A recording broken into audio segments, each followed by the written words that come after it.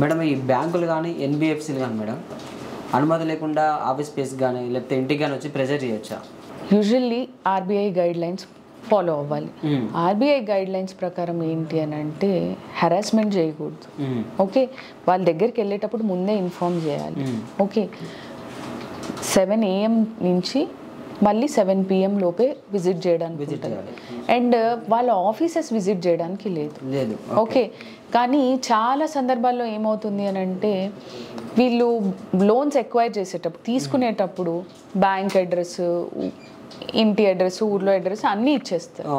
అలాంటి సందర్భాల్లో వీళ్ళు ఏం చేస్తారు అని అంటే వీళ్ళు కట్టలేని పరిస్థితుల్లో రికవరీ ఏజెంట్స్ వీళ్ళ దగ్గర నుంచి ఎలా అయినా పేమెంట్ రాబట్టుకోవడానికి హెచ్ఆర్లకి నోటీస్ పెట్టడము, మెయిల్స్ పెట్టడము ఇవన్నీ జరుగుతున్నాయి.